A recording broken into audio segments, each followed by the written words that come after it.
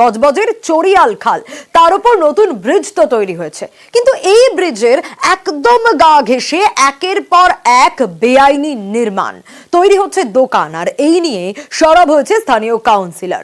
পদক্ষেপের আশ্বাস তৃণমূল পুর প্রধানের।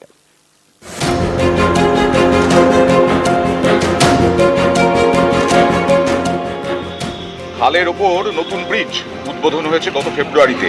এরই মধ্যে ব্রিজ লাগোয়া জায়গা দখল, তৈরি হচ্ছে দোকান। কোনোটা দোতলা, কোনোটা তিনতলা। অভিযোগ এইসব দোকান বেআইনি, পুরসভার কোনো অনুমতিই নেই।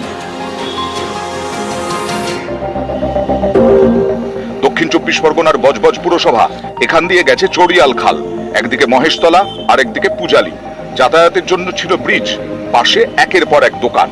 অভিষেক বন্দ্যোপাধ্যায়ের সাংসদ তহবিলের টাকায় নতুন ব্রিজ তৈরির কাজ শুরু হয়। সেই সময় দোকানগুলি ভাঙা পড়ে। প্রশাসনের দাবি দোকানদারদের ক্ষতিপূরণ দেওয়া হয়। তারপর গত ফেব্রুয়ারিতে ডাবল লেনের নতুন ব্রিজ উদ্বোধন হয়।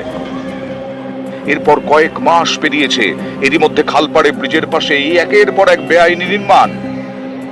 গজিয়ে উঠছে একের পর এক দোকান।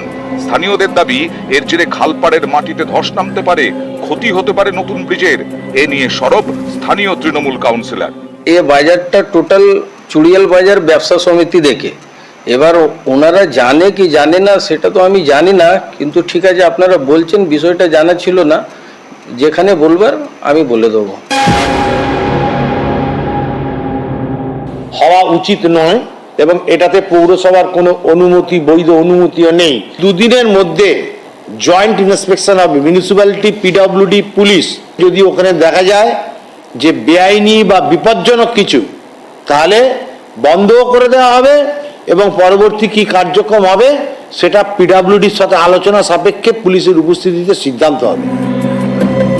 বজবজ থেকে সমীর মণ্ডল, নিউজ 18 বাংলা।